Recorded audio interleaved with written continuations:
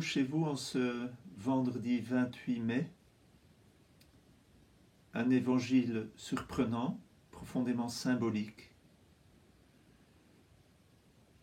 Jésus commence par maudire un figuier, dont on comprendra plus tard qu'il est vraiment desséché.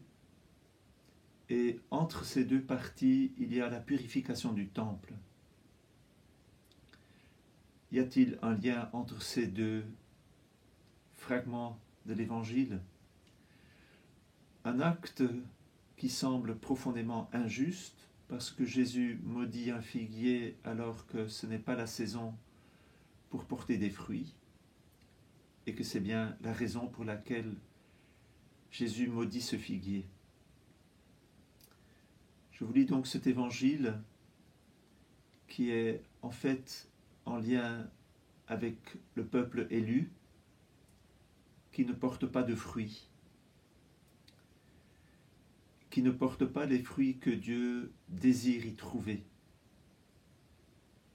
Cet évangile nous montre aussi qu'il faut toujours être vigilant, il faut toujours être prêt. Si le figuier porte des fruits 2 fois par an, la première fois, les figues ne sont pas si bonnes, mais pendant l'été, elles sont excellentes. Il y a des arbres qui portent des fruits en même temps qu'ils portent des fleurs. Il s'agit par exemple de l'oranger. En fait, Jésus, à travers cet évangile, veut nous dire que nous devons toujours être prêts. Prêts à l'accueillir. Prêts à porter des fruits. Si nous marchons vers demain, aujourd'hui, nous sommes appelés à porter des fruits, à être féconds, à avoir foi, à poser des actes d'amour et de charité pour que non seulement Dieu soit glorifié, mais que nous participions pour nos frères et sœurs aussi au salut du monde. Je vous lis l'Évangile. Après son arrivée au milieu des acclamations, Jésus entra à Jérusalem dans le temple. Il inspecta du regard toutes choses, et comme c'était déjà le soir, il sortit avec les 12 pour aller à Béthanie. Le lendemain, quand ils quittèrent Béthanie, il eut faim. Voyant de loin un figuier qui avait des feuilles, il allait voir s'il y trouvait quelque chose, mais en s'approchant, il ne trouva que des feuilles, car ce n'était pas la saison des figues. Alors il dit au figuier, que jamais plus personne ne mange de tes fruits. Et ses disciples écoutaient. Ils arrivent à Jérusalem. Alors Jésus entra dans le temple et s'est mis à expulser ceux qui vendaient et ceux qui achetaient dans le temple.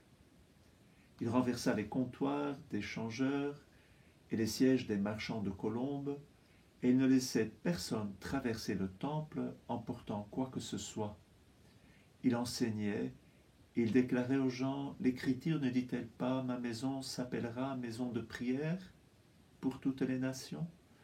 Or vous, vous en avez fait une caverne de bandits. » Les chefs des prêtres et les scribes apprirent la chose et cherchaient comment le faire mourir. En effet, ils avaient peur de lui, car toute la foule était frappée par son enseignement, et quand le soir tombait, Jésus et ses disciples s'en allaient hors de la ville.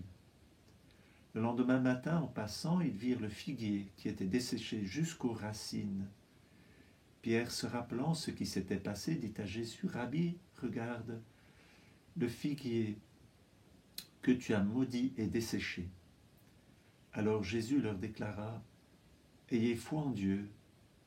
Amen, je vous le dis. Tout homme qui dira à cette montagne, « Enlève-toi d'ici et va te jeter dans la mer », s'il ne doute pas dans son cœur, mais croit que ce qu'il dit va arriver, cela lui sera accordé. C'est pourquoi je vous le dis, tout ce que vous demandez dans la prière, croyez que vous l'avez déjà reçu. Cela vous sera accordé. Et quand vous êtes là, en train de prier, si vous avez quelque chose contre quelqu'un, pardonnez-lui, pour que votre Père qui est aux cieux vous pardonne aussi vos fautes. purification du temple, c'est Jésus veut que sa maison, que la maison de Dieu soit une maison de prière.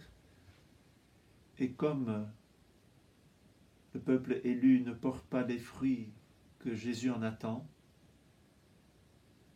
il n'y a pas cette fidélité à la foi d'Abraham. Il y a, et il y repose, le contraire d'une bénédiction.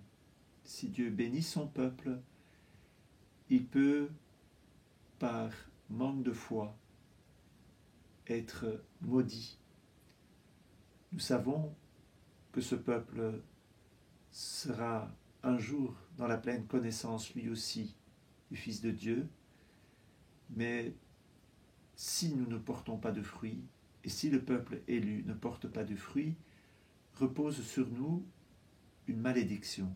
Combien de fois Jésus dit « malheur à ceux qui ne suivent pas la voie du bonheur, bienheureux, la voie des béatitudes ».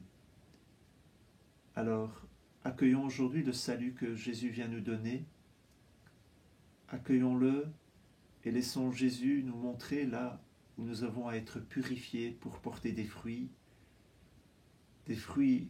par la foi, des fruits par nos actes d'amour. Puissions-nous glorifier Dieu et agir pour le bien de nos frères et sœurs. Bonne journée, à demain.